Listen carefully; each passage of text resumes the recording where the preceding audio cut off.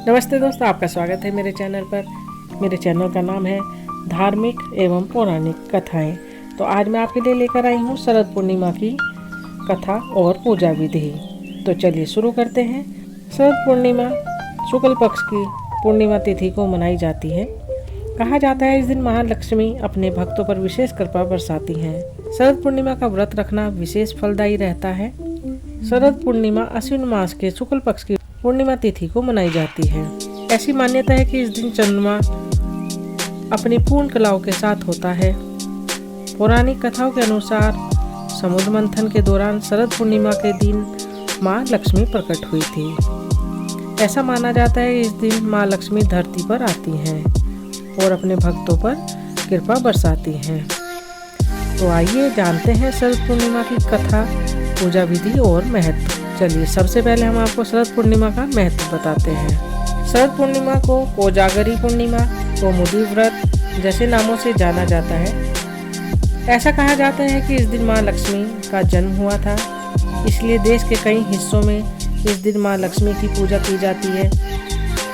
इस तिथि को धनदायक माना जाता है। कहा जाता है कि इस दिन माँ लक्ष्मी धरती पर आती हैं। चंद्रमा इस दिन अपनी 16 कलाओं से पूर्ण होता है। ऐसा कहा जाता है कि इस दिन चंद्रमा की किरणों से अमृत बरसता है। शरद पूर्णिमा की कथा।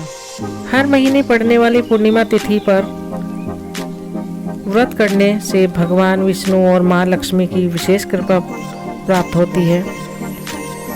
माँ लक्ष्मी और भगवान विष्णु का आशीर्वाद प्राप्त करने के लिए एक साहूकार की 2 बेटियां महीने में आने वाली हर पूर्णिमा को व्रत किया करती थी।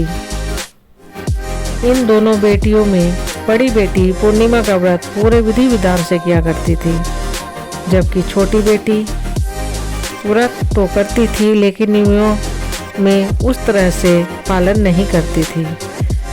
नियम को आडंबर मानकर उनकी अनदेखी करती थी।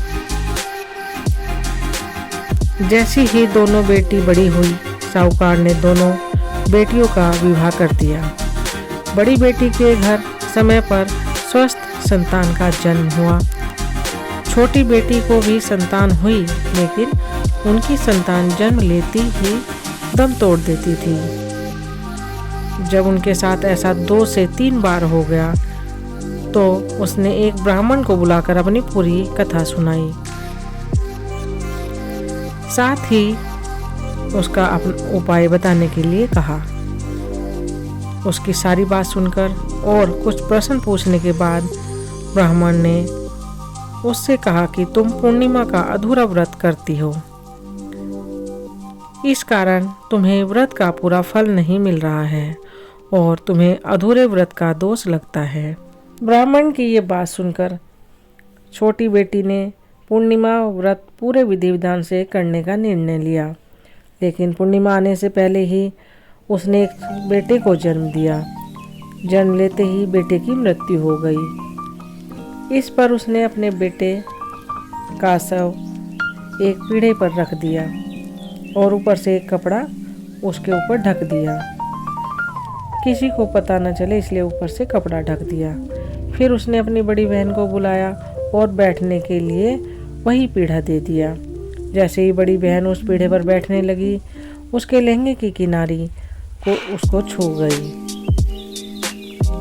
और वह बच्चा जीवित होकर तुरंत रोने लगा। इस पर बड़ी बहन पहले तो डर गई और फिर छोटी बहन को क्रोधित होकर डांटने लगी। क्या तुम मुझ पर बच्चे की हत्या का दोष और कलंक लगाना चाहती थी? मेरे बैठने से बच्चा मर जाता तो? इस पर छोटी बहन ने उत्तर दिया, यह बच्चा मरा हुआ तो पहले से ही था दीदी, तुम्हारे तप और स्पर्श के कारण यह जीवित हो गया। पूर्णिमा के दिन जो तुम व्रत और तप किया करती हो, उसके कारण तुम दिव्य तेज से परिपूर्ण और पवित्र हो गई हो। अब मैं भी तुम्हारी ही तरह व्रत और पूजन करूँगी। इसके बाद उसने पूर्णिमा व्रत विधि विधान से किया और इस व्रत के महत्व और फल का पूरे नगर में प्रचार किया। जिस प्रकार माँ लक्ष्मी और भगवान विष्णु ने साहूकार की बड़ी बेटी की कामना पूर्ण कर सौभाग्य प्रदान किया, वैसे ही हम पर भी कृपा करे। चलिए मैं बता देती हूँ शरद पूर्णिमा की पूजा विधि। शरद पूर्णिमा के दिन सुबह जल्दी उठकर स्नान करें और पूजा स्थान को अच्छे से साफ कर लें। इसके बाद माँ लक्ष्मी और भगवान विष्णु की प्रतिमा स्थापित करें।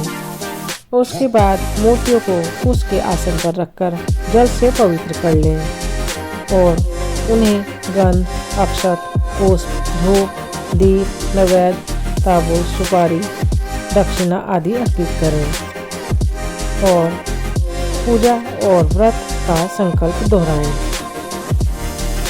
याद रखें, भगवान की प्रतिमा के सामने शुद्ध घी का दीपक जलाएं। साथ ही माता पार्वती और भगवान विष्णु को सफ़ेद या पीले रंग की मिठाई का भोग लगाएं। साथ ही उन्हें पीले और लाल रंग के फूल अर्पित करें। शाम के समय चंद्रमा निकलने पर मिट्टी के 100 दिए या अपनी सामर्थ्य अनुसार गाय के शुद्ध घी से जलाएं। साथ ही रात के समय छोटे बर्तनों में खीर रखकर उसे चंद्रमा की रोशनी में छलनी से ढककर रख दें। अगले दिन ब्रह्म मुहूर्त में स्नान आदि करके माँ लक्ष्मी को खीर अर्पित करें और फिर उस प्रसाद को परिवार में सभी लोगों को दें। यही थी दोस्तों आज की शरद पूर्णिमा की पूजा व्रत की विधि और कथा। अगर दोस्तों आपको पसंद आए तो मेरे चैनल को लाइक करें, शेयर करें और सब्सक्राइब ज़रूर करें। बेल आइकन को भी ज़रूर दबाएं, जिससे आने वाली आपको व्रत कथा आपको मिलती रहे। मेरी पूरी कथा